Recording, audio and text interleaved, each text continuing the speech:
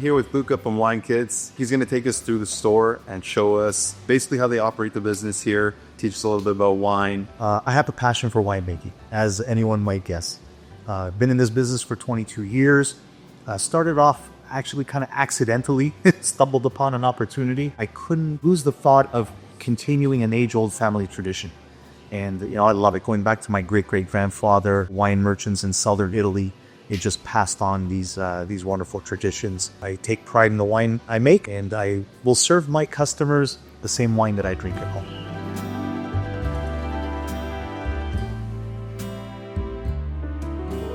Winemaking isn't just an art form. There is a science behind it as well. So what I find with our kits, our concentrates, kind of marries the two together. So it takes the best of both worlds. It's definitely the art of making wine, and then also the science behind it, which ensures that you get the best optimal quality wine that you can get. This is one of those tools every home winemaker should have. I think it's a must. Right? As the wine ferments, so initially, it's going to float somewhere around here, and you read the scale, and it tells you originally, okay, this one's going to have 12 to 12.5%. Every couple of days, if you take a reading, this hydrometer is actually going to sink. It's going to go down a little bit more. A few days later, it's going to go down a little bit more, until eventually, 2 weeks later, you're going to be way down in here, because that means there's no sugar left. All the yeast has consumed the sugar and converted it into alcohol. So you literally just lower it right into here, like so, and it floats. So we have 3 readings here. It also tells you grams per liter.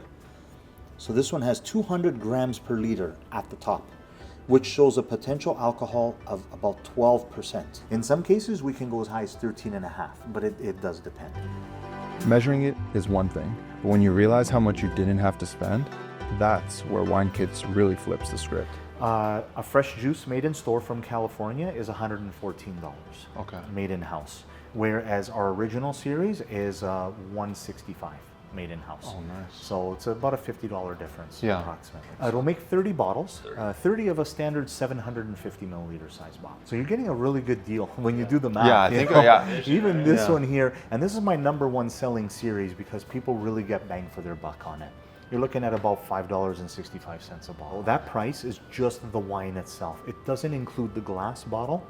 The reason we don't incorporate the price of the bottle into our kits is because, similar again to the customers who were just here, they bring in their own bottles. So they're not incurring that extra cost. They just wash out their bottle after they enjoy it, and they return it, and we refill it for them. All the bottling is done here as well. We start by sterilizing the bottles at the first stop. Then they get rinsed with just regular water, just to remove any excess sanitizer. Then they get filled. This is our bottle filling system. We are able to fill 4 bottles at a time. So it has a vacuum system on it. You put the big hose into the carboy and it slowly sucks it up. As you put your bottles on, it just fills them all. Whereas back in the day, we were using something like this item over here. You put your reservoir of water in there with the sulfite, you turn the bottle upside down, and it does it like this, one bottle at a time. And you just sterilize it. You sanitize your bottle that way, and then you just give it a little bit of a rinse over here just with water to remove any excess sanitizer, like so. And then it would be ready to go. And you'd have to do this basically for 30 bottles for every batch. Some makers chase efficiency, others chase tradition, but all can appreciate the satisfaction of corking a fresh bottle of wine. These are actually great tools. They work really well. So you just simply have to press down gently against that spring. The spring will put the bottle back up into position like so. Cork goes in through the top. Then you want to stabilize it. I like to do this as an extra precaution. Just kind of put your foot on there. As you come down like that, you're going to notice these jaws are going to go around the cork, and they're actually going to start compressing it before this pin drives it into the bottle. Like so. Wow. Boom. And then back up again. And then to remove the bottle, once again, there and out. You have a nicely corked bottle. So similar to the manual one, you take the bottle again on the platform and you press against it with the spring will load it back up into position. The cork goes in right in here in the Teflon sleeve, and once again, either direction works just fine. Now, to activate it, rather than pulling a lever, we're actually pushing the door shut. This also acts as a security shield in the event that a bottle would break. You're just gonna press and hold firmly. That's it. And the piston just drives it right in like that. And then you just bring it right back out again. You want to keep wine away from any kind of direct heat source. The heat can be highly detrimental to a wine. and its success at aging. And I learned that the hard way. Unfortunately, I lost a half a batch of a Barolo, which is a premium Italian wine. So the winter would get really cold to the point where there was frost building up on the walls. Yeah. And then the summer would become a sauna. So those temperature swings, they annihilated the wine, unfortunately. So like I said, I learned the hard way. Yeah. Now I know, and I do recommend more of a constant temperature storage, and it'll be fine. Like any good winemaker, Luca learned from his mistake and ensures that now his wine is always kept at the right temperature. This is the small walk-in, where I keep the fresh juice. This is where that bucket came out from earlier today. Yeah. So I guess like a must-have aboard. is like walk-in cooler for sure. Yeah. This bag are grape skins. So I had mentioned previously that when you order a premium batch of wine, it comes with grape skins. So they give you a little bag, and inside the bag there's like skins with seeds, and then this actually gets placed into the batch and ferments with the wine for the first two. Kind of wring out all the wine that's in there, and this will do a nice enhancement.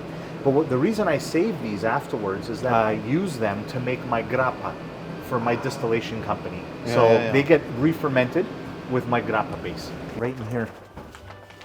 Oh wow. Yep.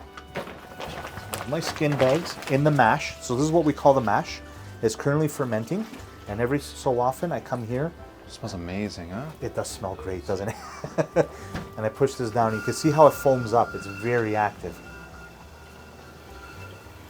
Grappa. It's amazing. These are the early stages of grappa. This is how grappa starts off.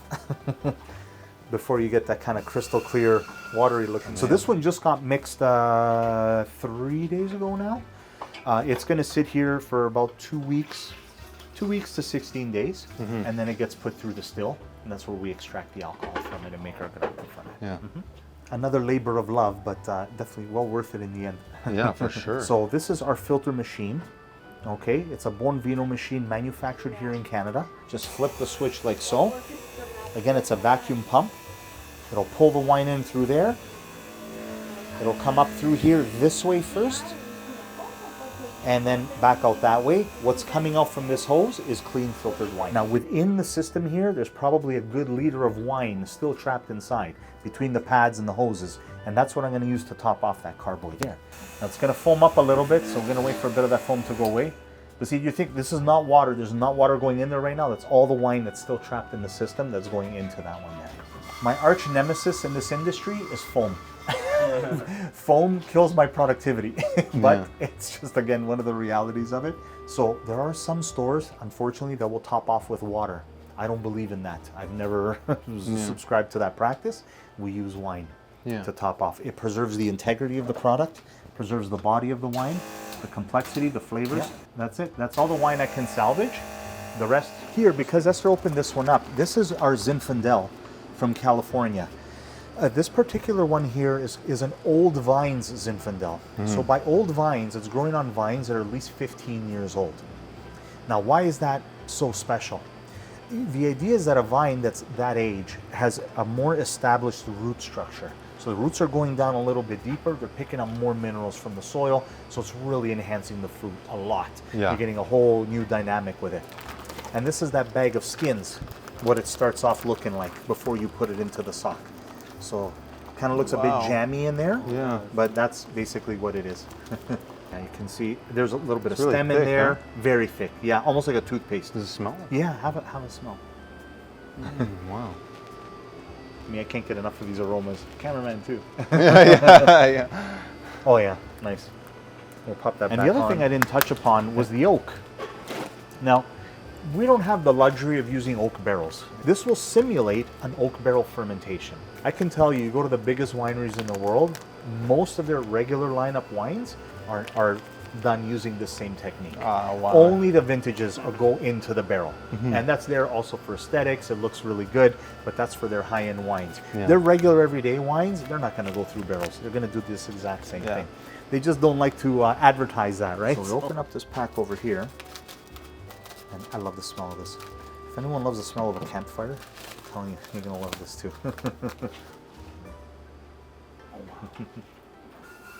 This particular one is a light toast oak. So Yeah. you can see it's quite like light and look just a little tan color. A lot of people think the darker the roast of the oak, the more of the wood you get, but it's actually the opposite. The lighter toast imparts more of the wood flavor and tannin. The other ones enhance it by adding smokiness. This whole place is built around the idea that you don't need a vineyard to make something worth pouring. Just the right tools, a bit of guidance, and a reason to build. That's something we at Olive Tree understand as well.